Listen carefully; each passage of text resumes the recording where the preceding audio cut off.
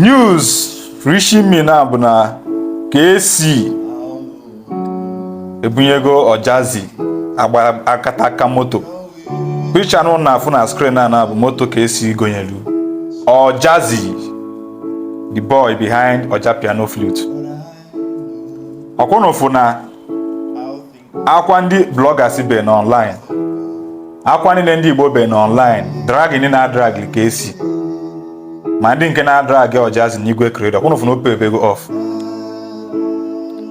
Even most of the times, some of our people need it sometimes ka drag to for belly. Before for me, if I kwesi ime. Iye ni na Kcee na-eme kita.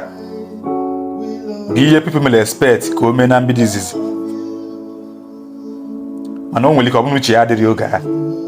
Maka ndị na-asị na bloggers bụ problem na-enwe na Igbo, blogger bụ problem na-enwe na Igbo. Yes, I can agree with you to an extent, but we see on this particular issue of Ojazzy and the Igwe credo and Kcee, I can tell you that now bloggers are a blessing to them. Ndị Igbo bụ blessings to them. Ọ bụ na ọ bụrụ the way ndị Igbo si wee pụta wee bịa tinye ọnụ n'okwu mmadụ na-aba. Adịghị m chọrọ that n'ihe a Kcee na-eme na Kcee kalime imi ya na. And I also want to thank Kcee also for taking advice from people. Because for him to have made a U-turn and start doing what he's supposed to do initially shows that none again the madunti. It shows that no big man na-eme ọchịchị onye pụrụ ya. No bụrụ eze onye agwanam oya gonna egosi. And I also want to say this.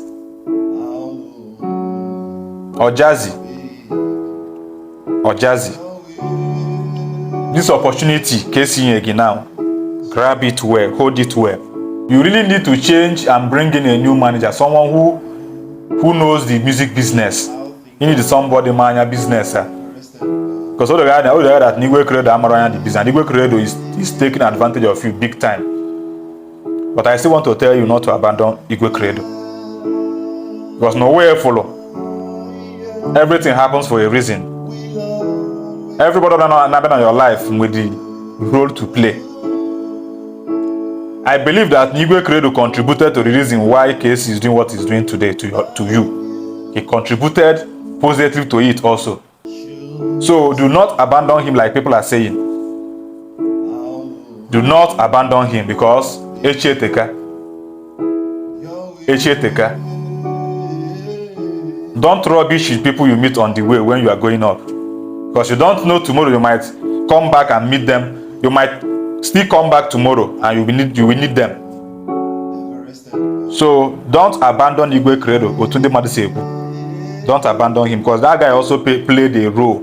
Whatever is happening to you today, Kcee signed you to 5-star music, bought a car for you. Whatever you see Kcee is doing today, I can tell you that no Igwe credo triggered him. Igwe credo and Nigerian bloggers and Ndi Igbo in general triggered Kcee to whatever he's doing today now. So let your appreciation still be to Igwe credo, to Ndi Igbo in general, both bloggers as well. Congratulations, my brother. Make very good use of this opportunity. Yes, Kcee, you did well, my brother. Kita ka ndị mmadụ ga-ezie na Ojapiano ga-ekwo ma Ojajinja, ga-ekwo ma I pray. I could notice that now since Kcee na Igwe credo ma Ojazzy make a peace that now even that I pray and the madness na dey gwa toro ụtọ. No kita ka ya be gotobazi nke be ezigbo ụtọ. Ifu na peace amaka. Akwụ peace. O nwere ya dịka peace n'ụwa.